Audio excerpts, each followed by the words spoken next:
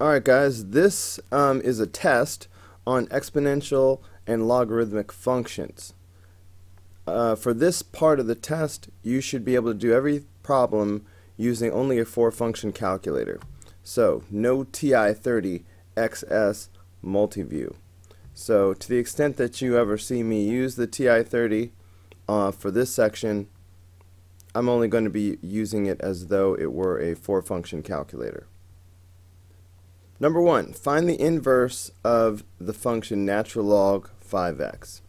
Finding the inverse has 2 steps to it. First you switch x and y, and then you solve for y. So when you look at this, you need to understand what you're looking at.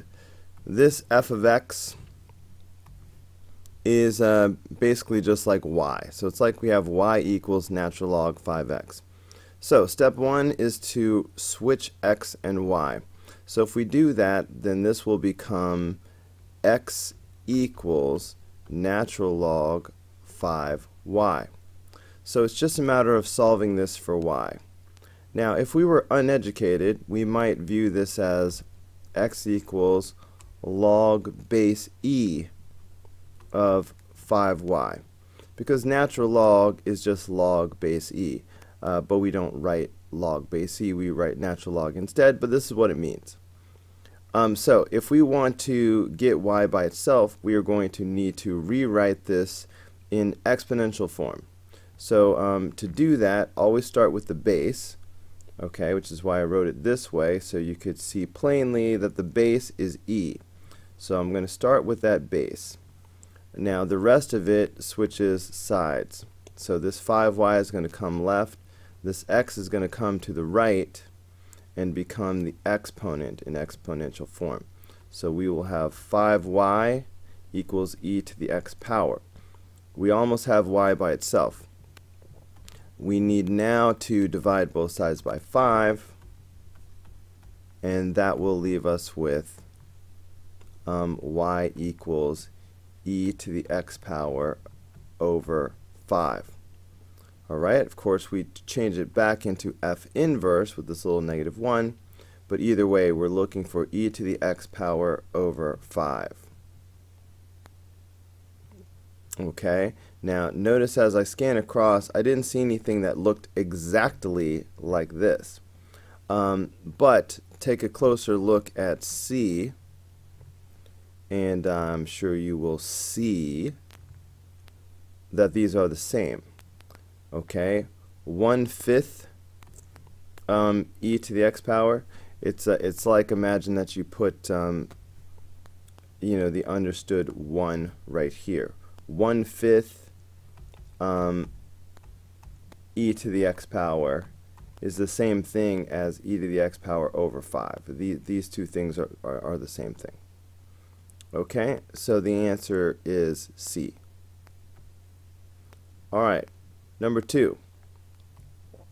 Which of the following is equivalent to this right here? Alright, so these are all expanded form. So basically we need to expand. Alright, now when you expand a logarithm, it's basically like this. Here we have 2 factors in the numerator, and then we have 1 factor in the denominator. So first of all, when you expand a log expression like this, anything in the numerator is going to turn out to give you a positive term. Anything from the denominator is going to give you a negative term. Okay, so this is going to become, from the numerator, I've got log x squared. See, I'm keeping it positive. And then plus, alright, making it positive, log y to the 3rd power. And then now comes the one from the denominator. Because it's from the denominator, I'm going to do minus log z to the 4th power. Now I'm really applying the 3 properties of logarithms: the product property, the quotient property, and the power property. So when you have a product, you can expand as addition. When you have a quotient, you expand as subtraction. So I just did those 2 things at once. Alright, the blue are basically a product, so there's your addition. The pink here is a quotient, so I did subtraction. So you can do it all at once the way I did, by thinking anything in the numerator will be a positive term like the blue, anything in the denominator will be a negative term. But now it's time for the third property, the power property. When you have an exponent, you can put that in the front of the term.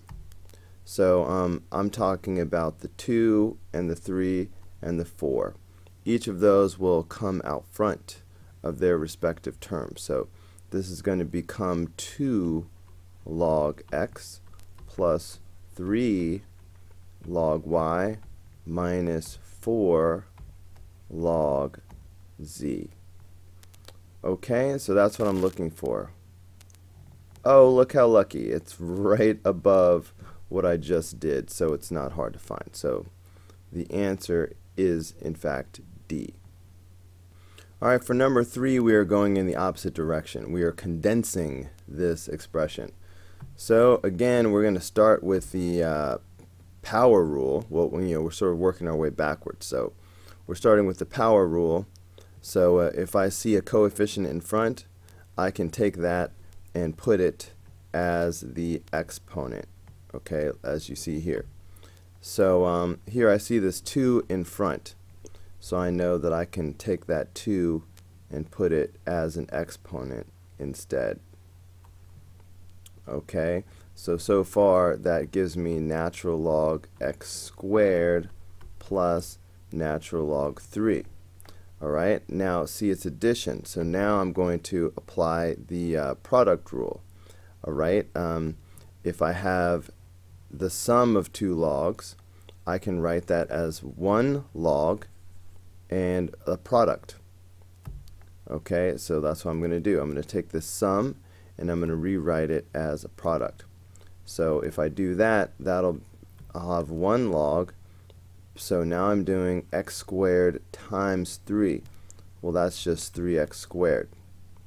Okay, and you can see that that is C. Alright, number 4 says which of the following is not correct. So basically I just need to do each one of these as a separate problem, looking for the mistake. So let's look at A. We have a sum, so that means we should be looking at the product rule. So a sum condenses as a product, right? A times C. So let's look. So here I have a sum that should condense as a product, which should be 3 times 12 if I do that. Instead, the fictitious person that did this problem added 3 plus 12, which is wrong. So this should have been log base 2 of 36. Okay, because when you condense addition, you actually multiply the two values. So right away we found the incorrect one. So the answer is A. Alright, number 5. Which of the following is equivalent to log base 0.25 of 16? Well, to do this properly, it would be helpful to understand that 0.25 as a fraction is 1/4. Okay, so this is the same thing as log base 1/4 of 16. Alright, so you should be able to evaluate this in your brain. Here's one way to do it. If you sort of temporarily cover up that 1 for a second, alright, pretend that's not there. Okay, imagine that this was just log base 4 of 16. What would the answer be? So remember, when you evaluate a log expression, a log is an exponent. Alright, it's the exponent that changes this number into this number. So what power would change 4 into 16? Obviously that would be 2. Right, 4 squared is equal to 16. Okay, but since it was really 1/4, we'll make it a -2. Alright, so the answer is C with the -2. Now, I know that was a little magic there, a little, well, just cover up the 1 and look at that and then make it negative. But so to compensate for that sleight of hand, like magic trick that I just did, let's go back and check and see that this actually works. So if you look at the original problem, the thing we're trying to find, again, is the exponent that changes this number into this number. So we're claiming that that exponent is -2. So let's see, if we start with 1/4 and apply this power, okay, we're claiming that if we do a -2 power to it, somehow we're going to get 16. Well, let's check.